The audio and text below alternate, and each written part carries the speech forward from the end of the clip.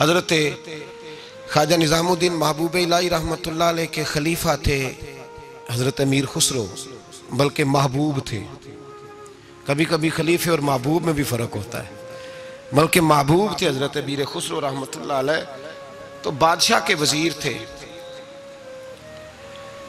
तो बादशाह ने कहा एक दफ़ा कि मेरे लिए दुआ तो कराओ, दिल्ली के हालात ज़रा ख़राब है। तो कहने लगे मैंने कभी नहीं कहा दुआ के लिए, मैं नहीं सिफारिश करता, आप खुद किसी को भेज दें। ने मजबूर किया तो किसी और आदमी ने कहा हुजूर, उन्होंने कई दफ़ा ख्वाजा अमीर खुसरो से दुआ के लिए कहा है बादशाह ने, तो ये आपको कहते नहीं, तो आप दुआ कर दें। हज़रत ख्वाजा निज़ामुद्दीन साहब कहने लगे बादशाह से कहो मैं नहीं तेरे लिए दुआ करता, दुआ करानी है तो हज़रत अबू अली कलंदर के पास पानीपत जाए, वो दुआ करेंगे तो हालात सही हो जाएंगे दिल्ली के। हज़रत अमीर खुसरो ने जाके बता दिया कि वो कहते हैं वहाँ से दुआ कराओ, उधर से। कहने लगे फिर तू नहीं जाना है? तो हज़रत अमीर खुसरो कहने लगे जी मुझे किसी और का रास्ता आता ही नहीं, मैंने नहीं जाना। तो कहने लगे अगर मैं हुक्म करा दूँ तो क्या हुक्म का मैं पाबंद हूँ? हुक्म हो गया हज़रत ख्वाजा निज़ामुद्दीन साहब की तरफ से कि जाओ पानीपत। हज़रत अमीर खुसरो गए हज़रत अबू अली कलंदर के पास, उनसे जाके दुआ कराई। पानीपत बड़ी दूर है दिल्ली से। दुआ कराई तो कहा बादशाह से कहना हालात सही हो जाएंगे, और जब सही हो जाए ना तो फिर मेरे पास आए, सही हो जाए तो। दुआ की तो अगले दिन ही मामला बेहतर होने लगे। एक हफ्ते में सब चीज़ें बादशाह के कंट्रोल में आ गई। घोड़े पे बैठा, मिठाई ली, फल लिए, पानीपत गया। हजरत से जाके कहा हुजूर मैं हाजिर हूँ, क्या बताना था आपने? आप फरमाने लगे तूने दुआ के लिए ख्वाजा निज़ामुद्दीन साहब से कहा था, तो उन्होंने क्या कहा? कहा जनाब उन्होंने कहा आपसे दुआ कराएं। फरमाने लगे मैं दुआ करूं जो हर जुमेरात खुद ख्वाजा निज़ामुद्दीन साहब से दुआ कराने जाता हूं, हर जुमेरात जाता हूं दिल्ली और उनसे दुआ करा के आता हूं। तुझे पता है यहां क्यों बुलाया है? ये बताने के लिए कि तेरे हालात खराब क्यों होते हैं। कहा हुजूर क्यों होते हैं? फरमाने लगे तेरे हालात इसलिए खराब होते हैं कि तो हजरत ख्वाजा निज़ामुद्दीन साहब की कदर नहीं करता, उनकी कदर शुरू कर दे, मेरा वादा है तेरे हालात सही हो जाएंगे। उन्हें कदर छोड़ दी है रब करीम के बंदे की। तेरी बगल में रहते हैं ना, साथ होते हैं, तो तू कहता है वो तो मेरी रेंज में है, मसला ही कोई नहीं, तेरे पास होते हैं। और फरमाया उन्होंने वो दुआ करते तो अल्लाह तेरे पे बड़ा फजल करता। उन्होंने मेरे पास तुझे भेजा ही इसलिए ताकि तुझे जरा कदर पता चले कि अल्लाह वालों की कोई कदर भी होती है। ऐसे ही माम तो मेरे भाई याद रखें, निस्बत का एक दर्जा है। हजरत सैयदना इमाम हुसैन रज़ी अल्लाह ताला अन्हु घोड़े पे तशरीफ़ फरमा थे। अब तो बड़ा बुरा हाल है, लोग सहाबा को बुरा कहते हैं अहले बैत का नाम लेके। मैं कहता हूँ हमें तो अहले बैत से प्यार करना ही सहाबा ने सिखाया है, उन्होंने बताया अदब क्या है। और साहिब तबकात, हालांकि उनका अंदाज बड़ा मुहक्किकाना है, बड़ी जान फटक के बाद वो चीज़ों को लाते हैं। वो फरमाते हैं कि हज़रत इमाम हुसैन काली स्याह दाढ़ी थी, कोई बाल सफ़ेद नहीं था। जनाब अबू हुरैरा बूढ़े आदमी थे, ज़ईफ़, शागिर्दों का हल्का था। जैसे आप बैठे हुए हैं सामने, तो मैं वाज़ कर रहा हूँ तो सामने से इमाम हुसैन तशरीफ़ लाए, आप एक जगह बैठ के हदीसें बयान कर रहे थे। इमाम हुसैन आए तो ताज़ी ताज़ी बारिश हुई थी मदीने में, ताज़ी ताज़ी। छोटे छोटे हौज़ पानी के बने हुए थे, छोटे छोटे, जो गहरी जगह होती है ना, वो पानी भर जाता है।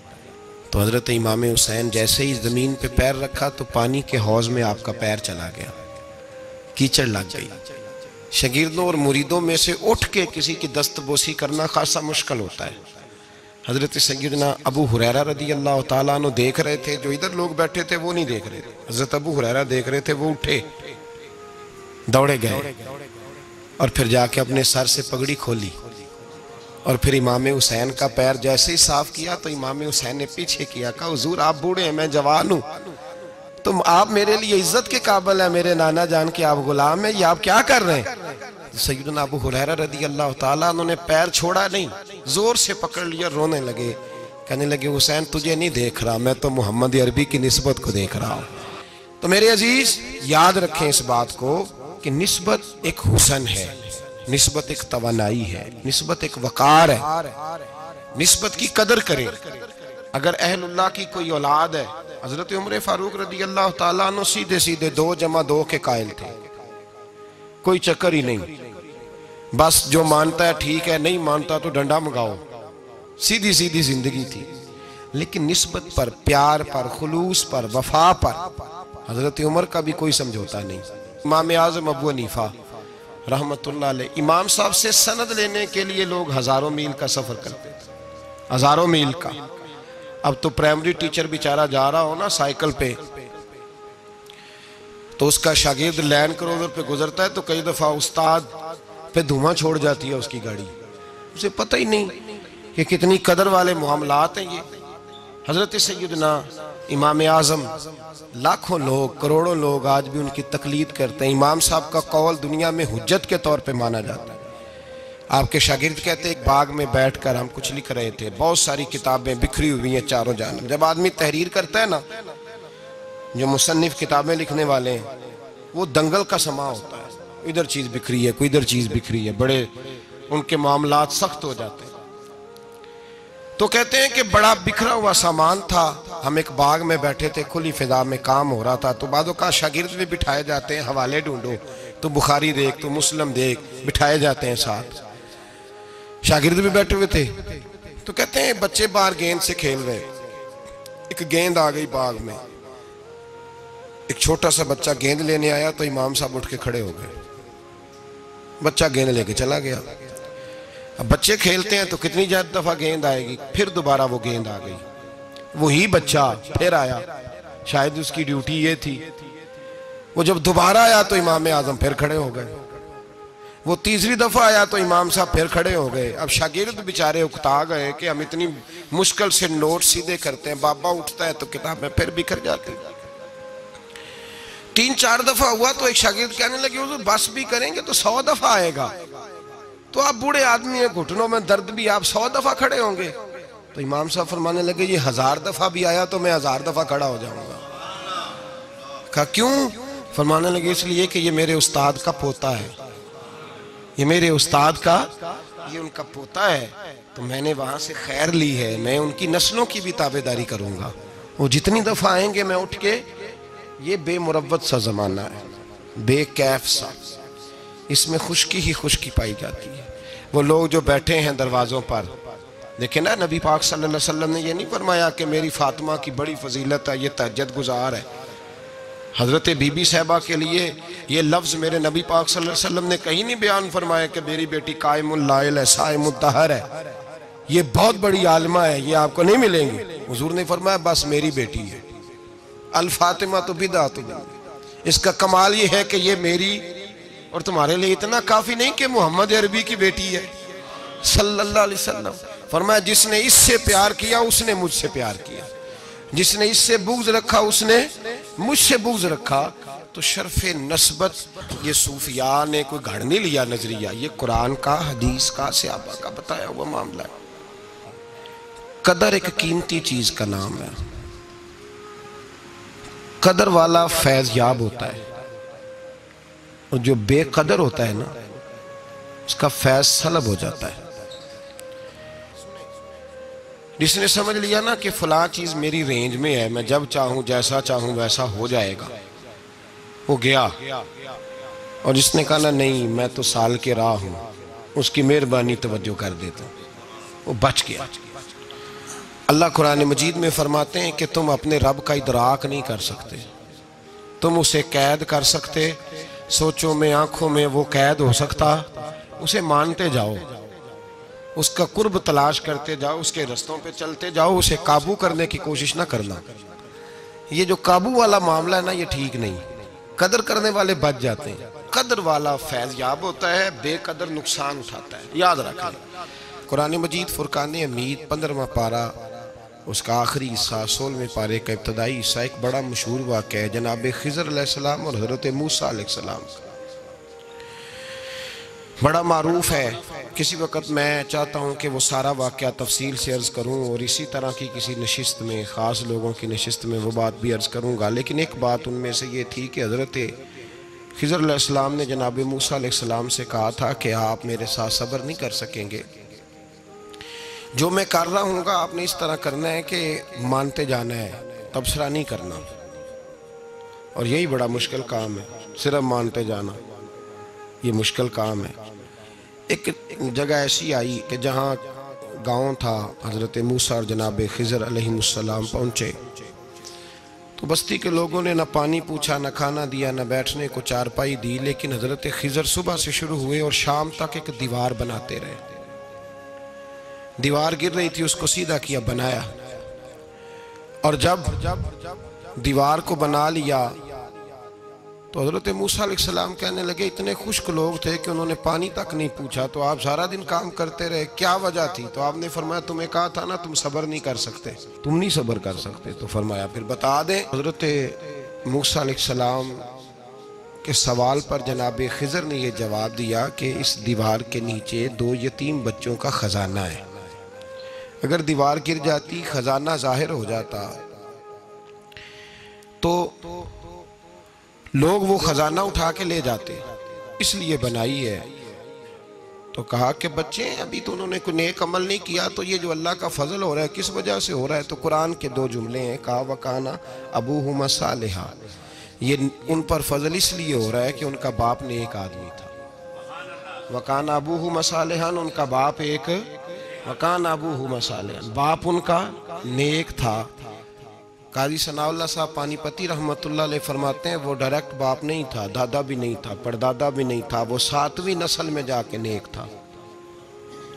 तो निस्बत की एक बहार तो हुई ना, एक बहार तो हुई, उसका एक असर तो हुआ ना कि 7वीं नस्ल तक किसी नेक आदमी की औलाद पे अल्लाह रहम फरमाता है। अब एक आदमी है, वो कहता है मैं नमाज भी नहीं पढ़नी, रोजा भी नहीं रखना, दाढ़ी भी नहीं रखनी, लेकिन मैं हूं पीर साहब का बेटा। तो कुरान कहता है वकान अबूहुमा सालिहान, लिहाजा आओ सारे मेरे हाथ चूमो। एक बात, सिर्फ एक बात उसको ज़हन में रखें, वो अपने शेख का, अपने बाप के मिशन का मुखालिफ ना हो, मुखालिफ ना हो, शरीयत की हद तोड़ने वाला ना हो।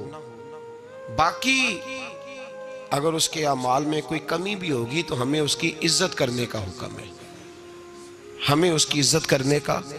हजरत सैयदना नूह अलैहिस्सलाम का बेटा जनाब नूह के मिशन का मुखालिफ था, वो इनकार करता था हजरत नूह अलैहिस्सलाम का। तो कुरान मजीद ने कहा कि नूह ये तेरा बेटा ही नहीं। तो ऐसे आदमी की इज्जत करना हमारे लिए बेहतर, ये अफरात व तफरीद है। कुछ लोग कहते हैं जी पीर साहब का बेटा होगा तो घर होगा, अगर उसके अंदर ज़्यादा खूबी पाई जाती है तो हम अपने शेख की वजह से, अपने उस्ताद की वजह से, क्योंकि निस्बतों से निस्बतें होती हैं ना, निस्बतों से नबी पाक सल्लल्लाहु अलैहि वसल्लम ने फरमाया तेरी सास और तेरा ससुर तेरे माँ बाप हैं। किसकी वजह से जी? बीवी की वजह से। किसकी वजह से? चाहे उनके साथ एक रात इंसान एक मकान में एक रात भी ना गुजरी हो, चाहे एक दिन भी खाने पे इकट्ठे ना हुए हों कोई, तो किस वजह से माँ बाप हो गए? यानी निस्बत की वजह से। निस्बत इसका एक असर है, इसकी एक हैसियत है दीन में। निस्बत का एहतराम किया जाएगा, निस्बत का अदब किया जाएगा। निस्बत से आला हज़रत फाज़िल बरेलवी रहमतुल्लाह ताला अलैह से किसी ने मसला पूछा कि जनाब मस्जिद की कोई चीज़ है तो अगर हम वो बेचें, फालतू हो गई या इजाफी है तो बेच सकते हैं? तो आला हज़रत ने फरमाया बेच तो सकते हो, पर शर्त यह है कि जिसको बेचो उसको कहो कि किसी गलत जगह और तू नापाक जगह इस्तेमाल नहीं करेगा, मस्जिद की चीज़ है, पाक जगह इस्तेमाल करेगा। इसलिए कि मस्जिद, अच्छा जब वो आई थी कारखाने से तब तो सारी एक जगह बनी हुई थी, अब मस्जिद से लग के गई है तो अब उसकी निस्बत बढ़ गई है। तो याद रखें, हमारे सूफिया जो कहते हैं ना उस्ताद के पोते का भी अदब करना है, नवासे का भी अदब करना है, बेटे का भी अदब करना है।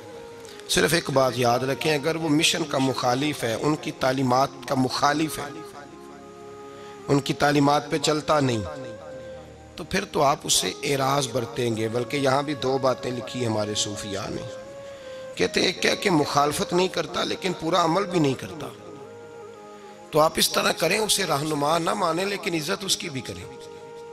इज्जत, वो मुखालफत नहीं करता लेकिन पूरा अमल भी, समझ लें उस पर वसवसे तारी हैं, दुनियादार हो गया है, शैतान के हत्थे चढ़ गया है, लेकिन उसकी इज्जत फिर भी करें। क्यों करें? तो पीर सैयद मरातिब अली शाह साहब रहमतुल्लाह अलैह से मैंने पूछा, मैंने कहा शाह जी क्यों करें? जब वो और किसी चक्कर में पड़ गया है चले अपने बुजुर्गों की मुखालफत तो नहीं कर रहा, लेकिन पूरी ताबेदारी भी नहीं कर रहा। तो बुजुर्गों की बातें बड़ी होती हैं। उस्ताद गिरामी हज़रत शाह साहब रहमतुल्लाह अलैह फरमाने लगे, भाई कुरान मजीद का सफ़ा अगर कभी कीचड़ में लग जाए ना, उसको कीचड़, तो उस पर पैर रख के नहीं गुजरना चाहिए। समझना चाहिए हालात ऐसे पैदा हो गए कि कीचड़ लग गया है, उसका हक यही बनता है कि उसे उठाया भी जाए, धोया भी जाए और ऊंची जगह पे रखा भी जाए, उसका अदब किया जाए।